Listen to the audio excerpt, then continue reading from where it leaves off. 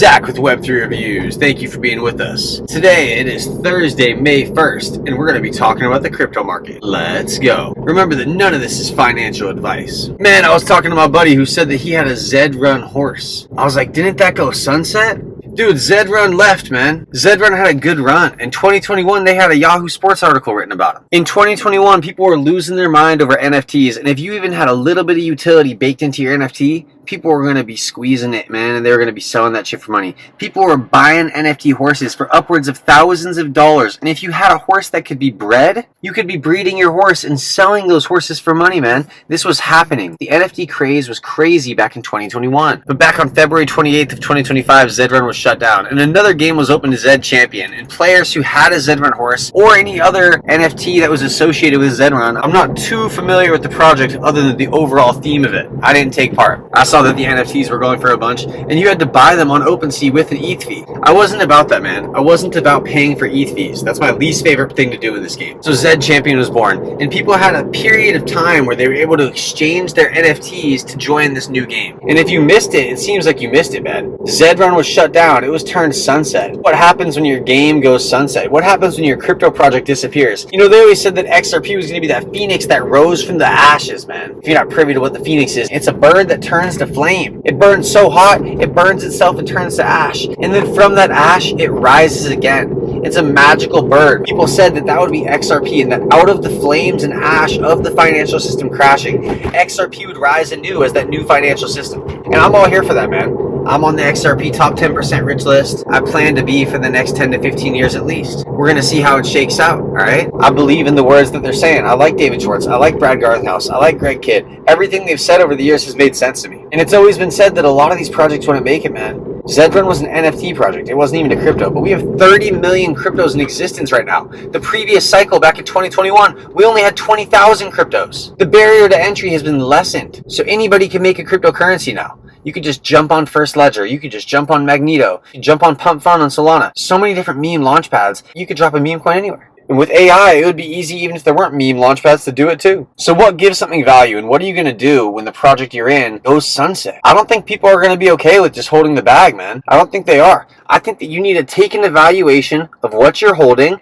every 6 months to 2 years, if not even more than that. You know, Grant Cardone, bless his soul, the guy who refuses to listen to anybody talk about crypto other than maybe Michael Saylor. Grant Cardone, he said that you should be looking at your savings account over and over and over until it just makes you sick. That's not really an advice of how to make it better, but he has a point of you should be monitoring this situation. I was talking to a buddy who was like, yeah, man, I got a bunch of NFTs. I don't even know where I'm storing them. And I watched him like fumble around through his wallets and like try to find one, and he pulled them out. Go find them. Make sure you still got them. If you don't want them, do a giveaway, man. Build some community. You know, crypto's a great place because you could jump into Discord, a Telegram group, you could jump on X, and you could build value. You could start conversing with the community that you find valuable. You could add to that community with your money, with your voice. Community is valuable. I was explaining this with the Green Candle Boys. It's a community NFT project, and community has value. I don't care how good your project is. If nobody's using it, if nobody's there talking about it, it's not that valuable. Versus if you have a Dogecoin or if you're selling a pet rock, it has value because it has community. Fartcoin has value. It's worth $750 million.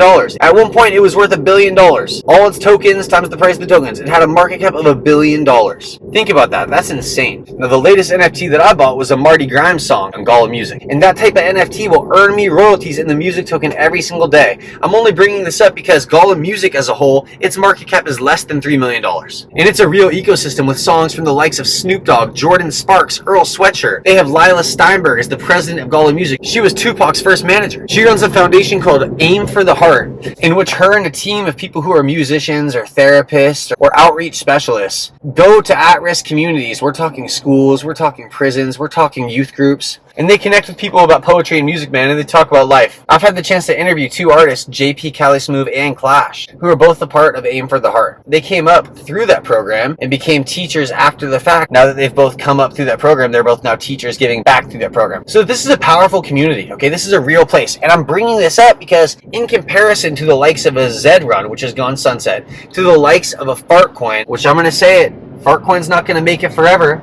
Gala music to me has great relevance in the fact that I think it's going to be able to be here for the next 5 to 10 to 15 years. I know that sounds crazy. You look at all 30 million cryptocurrencies in existence and you say which ones are going to be able to hold water when all the boats are supposed to rise. If you're in a leaky ship, it's not going to be able to hold the water, man. You are going to sink. You don't want to be sitting there holding the bag. I would rather hold an asset that just has a ×2 or a ×3 versus an asset that disappears forever. Have you ever truly been a part of a rug where somebody takes the liquidity and shuts the doors forever? I have. Yeah, I have. Dude, and it stings. You'll never forget that shit. Hopefully you're not in more than one. If you're in more than one, you need to reevaluate yourself. I'm of the notion that if you've been playing this game for more than 3 cycles, which a cycle is 4 years, but a bull run is just anywhere from 6 weeks to 6 months to maybe a year if you're lucky. Okay, right now they say we've been in a super cycle, whatever. All right, I've been playing this game since 2018, since the falling sword of 2018. Technically, this is my 3rd cycle. If you can't figure it out by your 3rd cycle, you need to reevaluate yourself. Your 1st cycle, you're probably going to get burned. Your 2nd cycle, you might take a bad loss or two, but you should start being able to make money and start being able to discern the market. When you see people freaking out, you should be able to say to yourself, okay,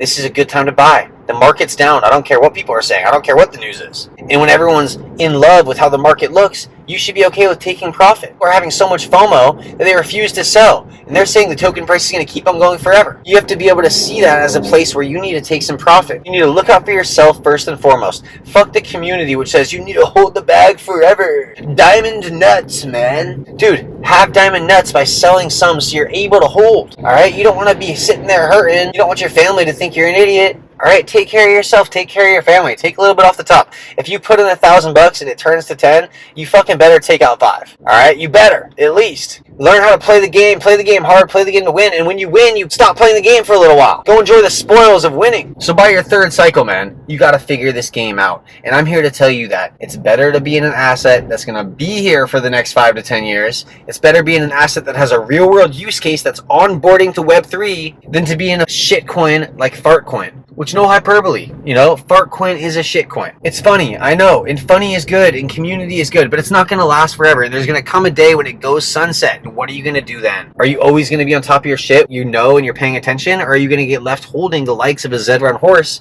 that goes sunset, and you didn't take part in the new Zed champion, so now your NFT is worthless? Like I said, this has happened to me, man. I was in the Time Wonderland DAO. I should have known it was too good to be true for multiple reasons. I'm going to give you a few red flags to look out for here in terms of things not being right. We're talking invisible man teams, okay? If you have an invisible man who's behind the project, it's probably fishy, because why are they invisible, all right? And I know Bitcoin's a perfect example of this. Bitcoin's a perfect example of this. No country or legit financial institution is going to take on Bitcoin because they don't know who the creator is. They don't know who owns 1/20 of the overall supply. That's what Satoshi owns. Did he die? Can he turn it on at any point? We don't know. Invisible men. You don't go after that. Now, also, if they have any spelling errors on their website, this seems simple enough, but man, not even just spelling errors, UI errors, inability to take part in functionality. An example of this is Celsius.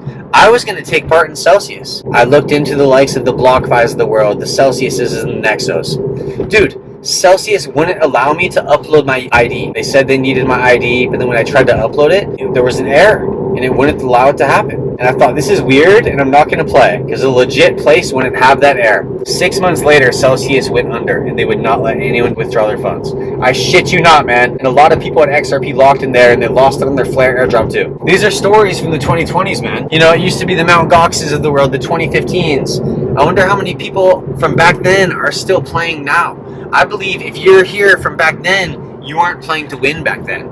You might have just been listening in or hearing about the whispers, oh, Bitcoin, Bitcoin. And now you finally turned your attention to it. And I'm here to tell you that it's not too late, but it's not going to be the Bitcoins of the world and the Ethereums of the world that have the gains like they did over the past 15 years. It's going to be the technologies that have set themselves up to provide a real-world use case. We're talking tokenization of real-world assets. We're talking about going after market caps worth trillions, quadrillions. We're talking about changing the entertainment industry forever. Video games, music, film, changing it forever. The walled gardens of the past and the legacy players who held the fucking keys to those walled gardens are not going to be in control forever. And I'm not talking about down with the banks, but I'm talking about leveling the playing field. And that's for verbatim what Ripple's been talking about this whole time. And I think that Gala and Flare and Algorand, HBar, these assets all are going to play a part in this, man. I think they really are. They're all going to have their own light niche within this. There's not going to be a one shoe fits all right? Somebody's going to need a clown shoe. Somebody's going to need a narrow shoe. Dude, there's going to need to be dress shoes. There's going to need to be entertainment shoes. There's not going to be one blockchain for everyone, all right? There's going to be the deep network helping deep in. There's going to be interledger protocols overseeing operations. Protocols are going to be crucial in this next financial system. Protocols are crucial now for the internet. www is a protocol. HTTPS is a protocol, all right? We don't even know it. We're living on protocols. So what are you going to do when a project goes sunset? How can you look to avoid projects that have the potential to go sunset? Because every project has the potential to go belly up and disappear. It could happen to anyone. You need to look for places with a big community. You need to look for places with a real world use case. Things should be funny. They should be humorous. They should be light. But they should provide a real world use case. Even Ripple XRP, man, there's been humor. We had the Riddlers. We had David Schwartz and Brad Garlinghouse posing with Ripple's so-called mascot, the Rippler, who was the Grim Reaper. I mean, seriously, man, I thought there was a lot of humor to be had in that. And coming as somebody who was pretty conspiratorial minded, you know, I liked listening to Alex Jones in small bits. I'm not saying I fell asleep listening to him, but I liked hearing a few segments, you know, being somebody that always questioned 9/11 and things like that. Hearing about XRP always just made sense to me. What's going to happen when things go sunset? If you're only involved in a project because of one piece of news, man, you got to have some conviction, okay? If you're only an algorand because of a FIFA connection, you might be a little bit scared today. It seems that FIFA Collect is leaving Algorand, says Sudorka.algo. Sad things, leaving to make their own chain. They never helped Algo for 1 second. Most of the work for nothing, Sudorka says. So the thing is, doesn't matter, okay? And Algorand right now is doing good. Algo is sitting above 20 cents. It's sitting at 22 cents. Now, I learned something about Algorand the other day. I thought that you needed 30,000 Algorand to run an Algorand node. You need 30,000 Algorand to even stake Algorand. The more you know. So obviously, I'm just getting into it. I'm talking Algorand. Look at this post from Ito Farina. It's an Algorand commercial, which apparently exposes the high fees and network failures of Bitcoin and Ethereum. Let's check this out. Hey, morning. Hey. Hello. Hey. Hey. You guys take Bitcoin, right? Sure do. I'm gonna be paying with Ethereum if that's okay. Okay, yep, no problems. It's a good thing I'm paying with Solana. You can go ahead and tap. And there we go. Oh, it failed. Try it again. Whoa, hold up there, sport. It looks like it's gonna be another 27 minutes before this transaction clears. What? Sorry, $112. I have like 3 things. Ethereum, they got that peak hour gas thing. Now you got it. Maybe one more time. What are you gonna do? Just wait right here, without the bag, without the bag. I think it's gonna work this time. Nope.